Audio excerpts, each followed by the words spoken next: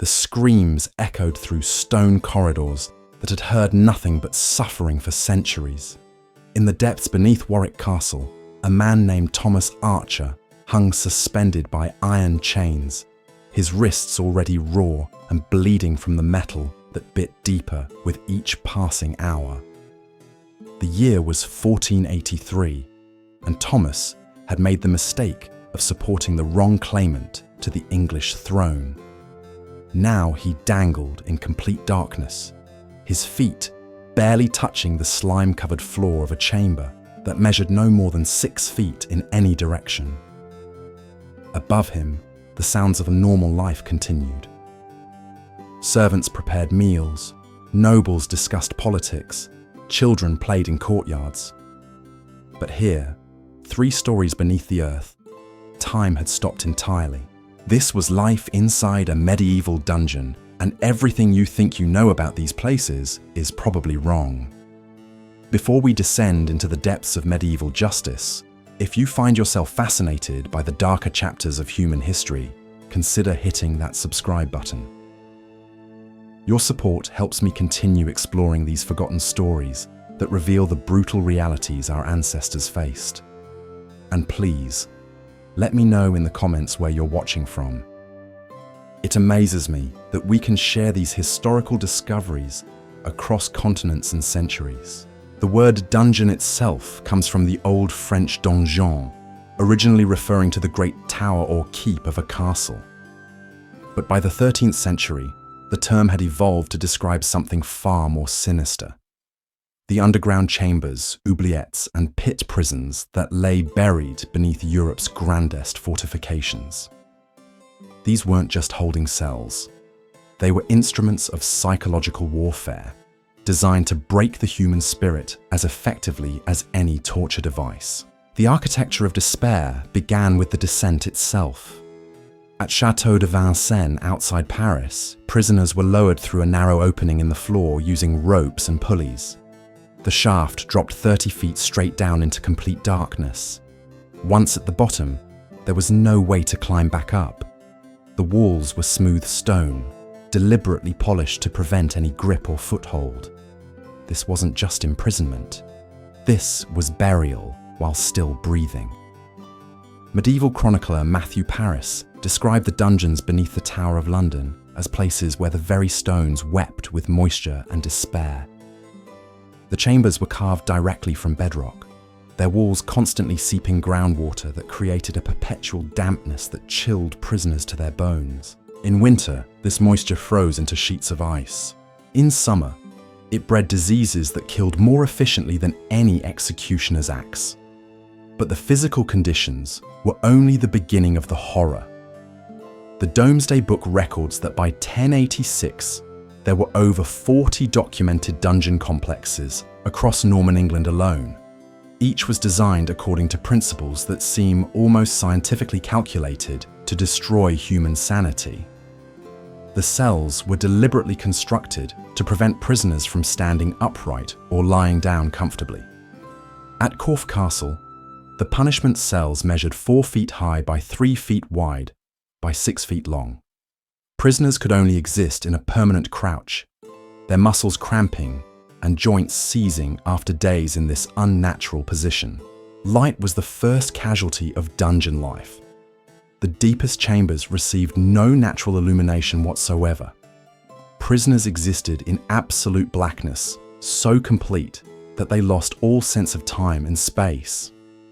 Contemporary accounts describe men who forgot their own names after months in such conditions, their minds unable to maintain coherence without any visual reference points. At Chateau Gaillard in Normandy, prisoners were kept in chambers carved from solid chalk, the white walls reflecting what little torchlight filtered down from above in ghostly dancing shadows that drove men to madness. The sounds of the dungeon created their own form of torture. Water dripped constantly from stone ceilings, each drop marking time like a liquid metronome that counted away the remaining moments of sanity. Rats scurried through the darkness, their claws scratching against stone as they fought over scraps of rotting food. But worst of all were the human sounds, the sobbing of broken men, the prayers whispered in languages from across Europe, the occasional scream that echoed through connecting passages, reminding each prisoner that others shared their fate. Food, when it came at all, was delivered through slots barely wide enough for a human hand. Prisoners received what medieval records euphemistically called maintenance rations. Bread so mouldy it was green, water that tasted of rust and human waste, occasionally a thin gruel made from whatever scraps the kitchen could spare. The Chronicle of Froissart describes prisoners at the Bastille receiving meals every third day, and only then if their families could pay the jailer's fees. But money could buy certain privileges even in hell.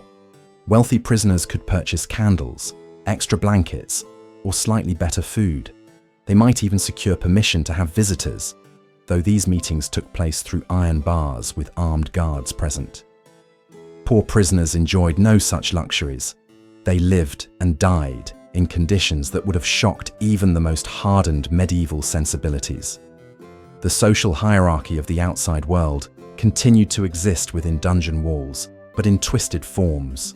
Noble prisoners were often held in chambers closer to ground level, with small windows that allowed glimpses of sky. They might receive writing materials or books, maintaining some connection to their previous lives. Common criminals and political prisoners occupied the deepest levels, where the only company was rats and the occasional visit from a priest offering last rites. Personal hygiene became impossible within days of imprisonment.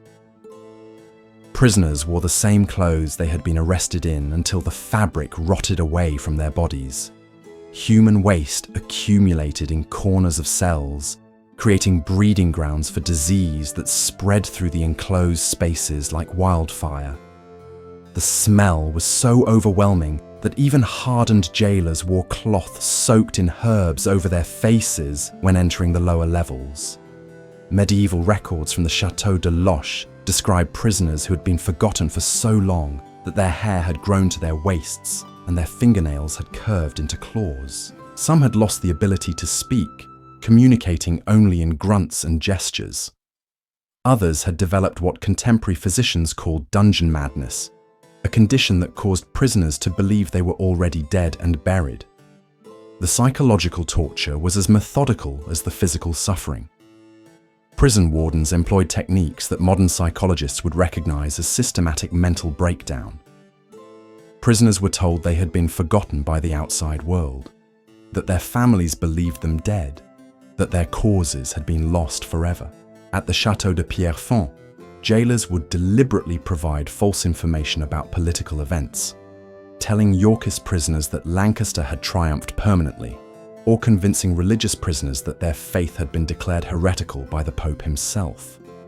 The manipulation extended to hope itself, which became a weapon in the hands of skilled tormentors.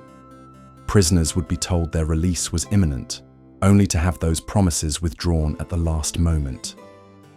William de Braos, imprisoned at Corfe Castle in 1208, was reportedly told 17 different times over 3 years that King John had pardoned him.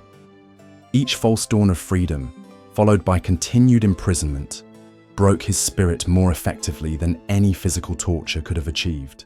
Time became meaningless in the depths. Without natural light or regular meals, prisoners lost all sense of day and night, of weeks and months. The Chronicle of Lanercost describes prisoners who believed they had been imprisoned for decades when only months had passed, while others thought mere weeks had elapsed during years of confinement. This temporal disorientation was so complete that some prisoners could not remember their own ages or the seasons when they had been arrested.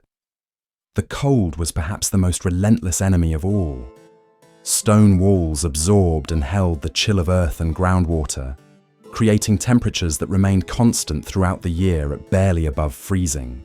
Prisoners wore whatever they had been arrested in until those garments fell apart, leaving them naked against stones that drew heat from human bodies like hungry parasites.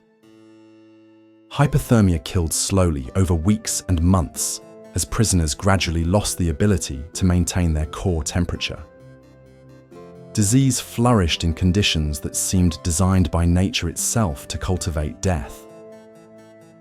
The Black Death that swept Europe in the 14th century found fertile ground in dungeon environments where infected rats multiplied unchecked and human waste contaminated drinking water. But even common ailments became fatal in these conditions. Simple cuts festered into gangrene, minor fevers developed into deadly infections, and respiratory illnesses that would have been survivable above ground became death sentences in the perpetually damp underground chambers. Medieval physicians, Gion conditions and mortality understood the connection between Dune rates. The writings of surgeon Henri de Mondeville describe what he termed dungeon disease, a wasting condition that affected prisoners regardless of their initial health. Symptoms included loss of teeth, weakening of bones, skin that became translucent and easily torn, and a gradual failure of all bodily functions. Modern medical knowledge would recognize these as symptoms of scurvy, rickets, and multiple vitamin deficiencies, but medieval understanding attributed the condition to corrupted air and evil humors. The spiritual warfare conducted within dungeon walls was as systematic as the physical assault. Priests were sometimes forbidden from visiting certain prisoners, denying them the last rites that medieval Christians believed essential for salvation. At other times, corrupt clergy would offer false absolution in exchange for confessions that could be used against the prisoner's allies. The psychological impact of believing oneself damned for eternity while suffering earthly torments created despair so profound that many prisoners simply willed themselves to die. Some dungeons featured chambers specifically designed for particular forms of suffering. The oubliette, from the French word meaning to forget, was a bottle-shaped pit with an opening too small for a grown man to climb through even if he could reach it. Prisoners were simply dropped inside and abandoned. Archaeological excavations at medieval sites have uncovered oubliettes containing the bones of multiple prisoners, some showing signs of cannibalism as the living fed upon the dead in their final desperate attempts at survival. The economics of dungeon keeping revealed the casual cruelty of medieval justice systems. Jailers were often paid by the prisoner or their families, creating perverse incentives to prolong imprisonment while providing minimal care. Records from Newgate Prison in London show that wealthy prisoners paid up to 5 shillings per week for basic accommodations, while poor prisoners received nothing unless they could somehow earn money through begging or selling their few possessions to fellow inmates. Communication between cells was strictly forbidden, but prisoners developed elaborate systems of coded tapping and whispered messages passed through cracks in ancient stonework. These networks sometimes spanned entire dungeon complexes, allowing news and encouragement to flow through the darkness, like underground rivers of human connection. Discovery of such communication resulted in immediate and severe punishment, often involving the deliberate crushing of fingers to prevent future attempts at coded tapping. The sounds of torture from interrogation chambers added another layer of psychological torment to dungeon existence. Medieval dungeons often included specialized rooms where enhanced interrogation techniques were employed, and the screams of those being questioned echoed through connecting passages to terrorize other prisoners. Even those who were never themselves subjected to physical torture lived in constant fear that their turn would come, creating a state of perpetual anxiety that wore down resistance more effectively than immediate violence. These stone chambers beneath Europe's greatest castles were not mere prisons, but laboratories of human suffering, engineered with medieval precision to destroy both body and soul. From the oubliettes of French chateaux to the pit cells of English towers, these dungeons represent humanity's capacity for systematic cruelty disguised as justice. The men and women who entered these depths faced fates worse than death, enduring months or years in conditions that stripped away everything that made them human. Thomas Archer, whom we met hanging in chains beneath Warwick Castle, survived 18 months in those depths before his family's bribes finally secured his release. Contemporary accounts describe him as a broken man, who never again spoke above a whisper, and who died within 2 years of his freedom, his body and mind permanently shattered by his descent into medieval hell. The next time you visit a castle and see those romantic stone towers rising against the sky, remember what lies buried beneath your feet. In the darkness below, the stones still hold the echoes of forgotten screams, the whispered prayers of the desperate, and the slow drip of water marking time in chambers where time itself became a weapon. These dungeons stand as monuments not to medieval justice, but to the depths of suffering that human beings can inflict upon one another when power meets cruelty in the shadows beneath the earth.